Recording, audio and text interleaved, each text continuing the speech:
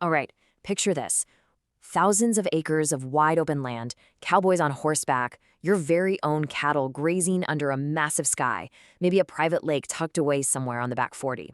You wake up at sunrise, sip your morning coffee on the porch, and just watch your investment grow, right? I mean, that is the deeply romanticized picture we all have in our heads. It's exactly what the movies sell us, and it's absolutely what real estate listing photos are designed to make you feel. But today, we're going to look past those glossy photos and uncover the real numbers hiding beneath the dirt. Okay, let's dive into this, because ranching is honestly one of the most misunderstood business models in America. From the outside looking in, it looks like ultimate freedom, endless open land. But the day-to-day reality? It's starkly different. This is a business where your revenue might arrive just once, maybe twice a year in the fall. But your expenses, the well pump that burned out last Tuesday, the $40,000 fence line that just washed out in a spring flood, the massive hay bills, those arrive every single day. Section 1. The true cost of entry. Why cheap land is a deceptive trap. So before you can even think about buying a single cow, you gotta buy the dirt. Now, the national average for pasture land might hover around $1,900 an acre, but that average hides a pretty dangerous reality. A new buyer might look at Wyoming at, say, $1,000 an acre versus the Texas Hill Country at $15,000 or more per acre and think, well, Wyoming is the obvious bargain. But that cheap land? It's a total trap. In Wyoming, the sparse grass means you need 20 to 30 acres just to support one single cow.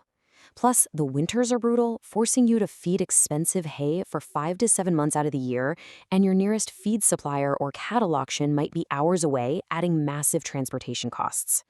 Meanwhile, down in Texas, sure, the dirt is way more expensive, but it has denser vegetation and a much longer growing season. That means a cow only needs 2 to 8 acres, and your winter feed and transport costs are significantly lower. Basically, the price of the land and the actual profitability of the land are two completely different things. Now, what's really interesting about this is that even after you've bought the land, all you actually own is an incredibly expensive piece of dirt. Before it produces a single dollar of income, you have to build the machine. Step 1. Fencing. A 15,000-acre ranch needs 60 to 80 miles of perimeter fence, plus all the interior cross fences. You're looking at $300,000 to $600,000 right there. Step 2, water.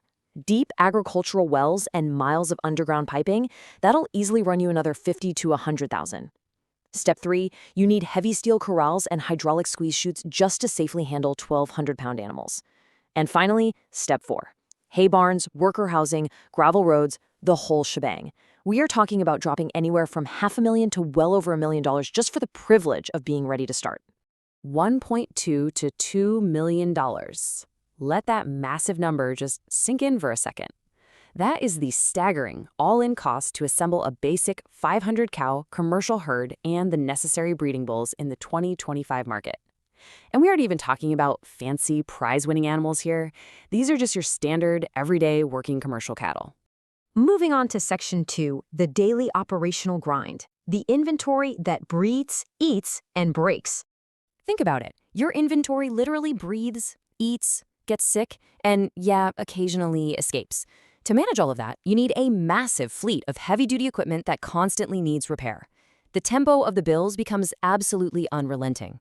On a 500-cow operation, you're dropping between $125,000 to $300,000 just to feed them hay through a normal winter. You're spending up to $30,000 on basic veterinary care like pregnancy testing, vaccines, and antibiotics. If you bought your equipment new, you were bleeding another $36,000 to $48,000 a year just in debt service. Toss in property taxes, constant diesel fuel costs, and the incredible headache of finding reliable labor, which often forces ranches to navigate those complex federal H-2A temporary visa programs just to find workers. It is a grueling daily financial grind for a paycheck that only shows up in October.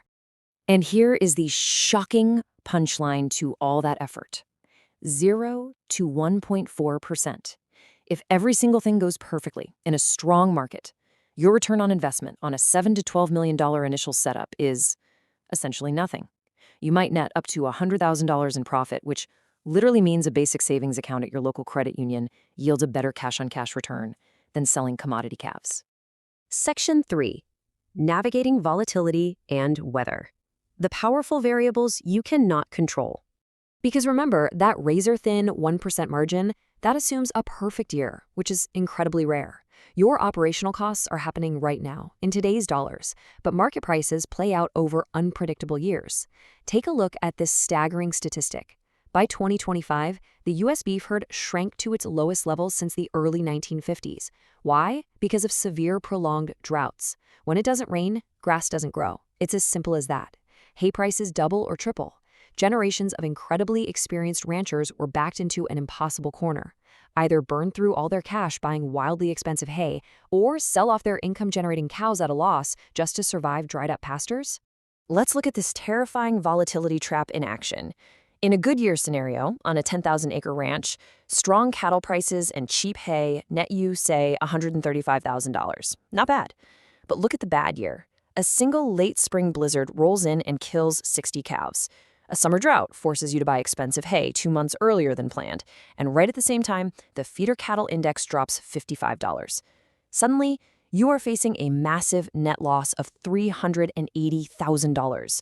That is a $500,000 swing driven entirely by weather and market timing, things that are completely out of your control.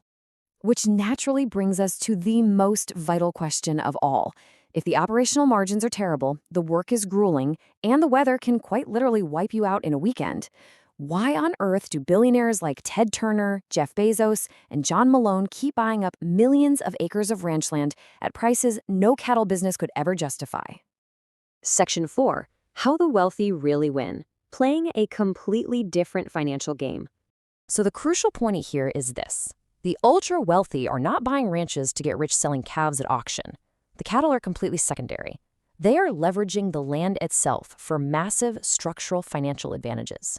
Let's just walk right through the playbook. First, a 100,000-acre ranch offers absolutely unmatched privacy and security. It's basically an address that doesn't exist on a map. Second, finite agricultural land appreciates consistently. Just for context, Wyoming farm real estate jumped 33% since 2020 alone. Third, state-level agricultural exemptions. By running just a tiny handful of cattle, ultra-wealthy owners can classify their mega estates as active agricultural operations, which slashes their property taxes to a fraction of the normal commercial rate.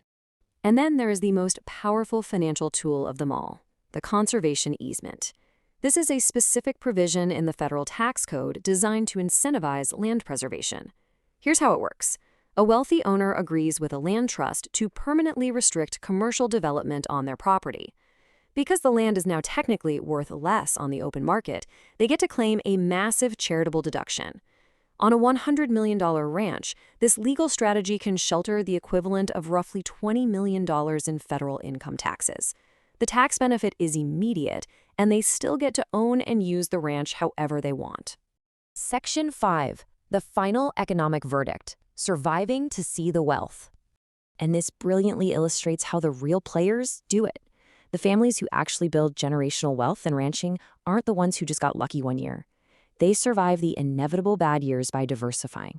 Smart ranchers stack alternative revenue streams right on top of the cattle.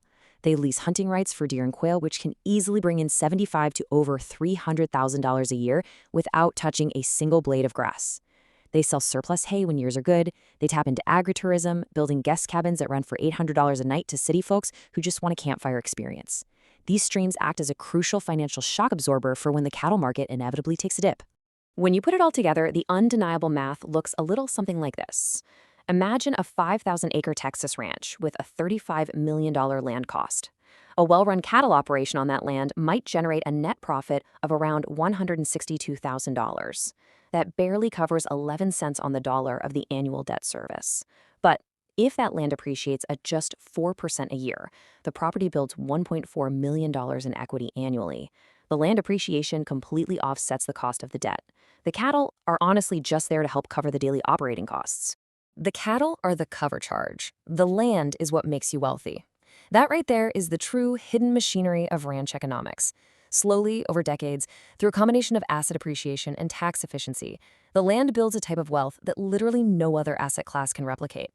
So the next time you picture yourself on that porch, coffee in hand, watching the sun rise over your own herd, you have to ask yourself, are you actually prepared to run a brutal, low-margin daily grind of a business just to afford the privilege of holding on to the dirt?